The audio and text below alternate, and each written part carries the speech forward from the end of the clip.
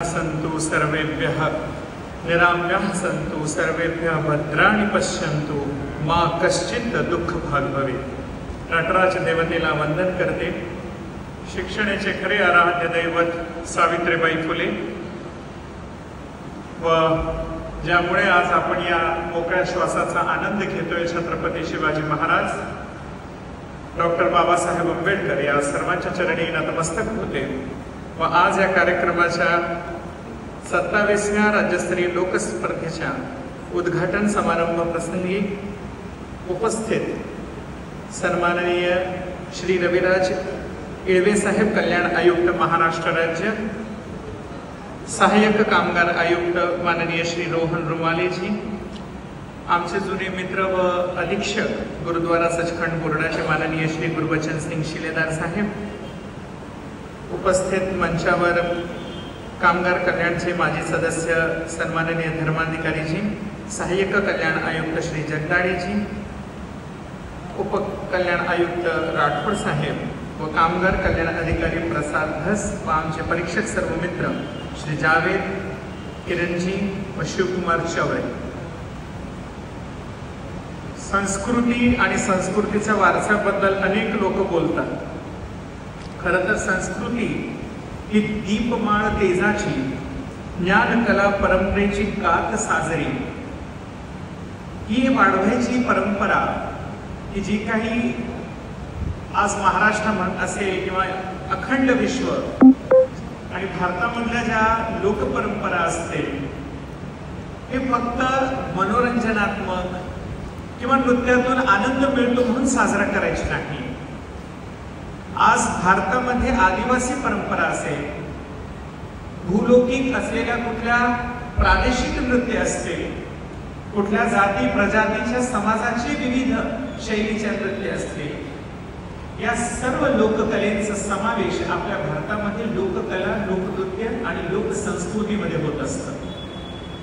परंतु लोककलेला आज आपण आनंदाचा शिधा म्हणून आयोजित करत नसतो, तर ही वारसा, ही परंपरा जीवनशैलीची एक परंपरा आहे।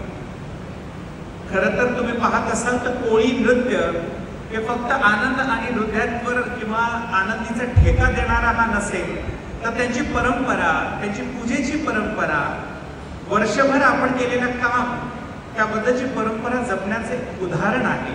असे अनेक परंपरा आहेत, त्यात वाद्यामृळी असतील, गोंधळी परंपरा असतील, तर अशा अनेक परंपरांचं जतन अशा लोकनृत्याच्या स्पर्धेच्या माध्यमाने होतो। पण आमचे YouTube बाबा आणि गुगल बाबा हे आमचे सगळ्यांचे प्रिय आवडते गुरु, यावर आधारित आपण सगळे नृत्य बघत असतो, शिकत असतो आणि त्याच नृत्यांना आपण मंचावर सादर करत असतो। महाराष्ट्राने अनेक विचारवंत, अनेक समाज सुधारक, अनेक योद्धा दिलेत, त्याच पद्धतीने अनेक लोककलावंत दिले। यमुनाबाई वाईकर असतील, सुरेखा पुणेकर असतील, आमच्याच परभणीचे रामभाऊ कदम गोंधळी असतील, शाहीर साबळे असतील, या सर्वांनी जर YouTube बाबा सारखं जर आपल्याला एक चांगलं गुरु दिला असता तर आज ही परंपरा कुठल्या कुठे गेली असती। आपण गुरु करत असताना किंवा नृत्य शिकत असताना ती कशी शिकावी त्याचा अभ्यास देखील असावा। याचं एक सुंदर उदाहरण महाराष्ट्रामध्ये होऊन गेलं ते आपल्यामध्ये नाही। आम्ही त्यांना आमच्या गुरुस्थानी मानतो। श्रीमती इंदुताई लेले त्या आज त्या धर्तीवर नाहीत, पण त्यांचे विचार, त्यांची लोकनृत्याबद्दलचा अभ्यास आजही आमच्या पिढीला मिळत आहे।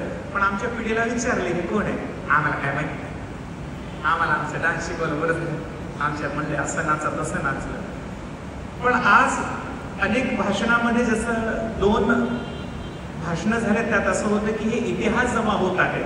मी एका शाळेत गेले होते, त्या शाळेत लोककलेविषयी मला बोलण्याची संधी दिली, तर मी त्या विषयावर त्यांना एका पोरांना, ॲक्च्युली शाळा नव्हती ती कॉलेज होती, मुंबईच्या एका प्रशस्त अशा कॉलेजला जात असताना मी त्यांना विचारलं लोककलेचा अभ्यास करतायत विद्यार्थी, म्हणलं भारुड म्हणजे काय, तर ते विचार म्हणले काय तरी आमच्या सरांना सांगितलं होतं आणि ते मराठी, आणि मी मराठी बाई, तशी माझी मातृभाषा सिंधी, मराठी माझ्या बापाला नाईला तर कधी आली नाही, आम्ही तरी शिकलो, त्या परंपरेला जपतोय।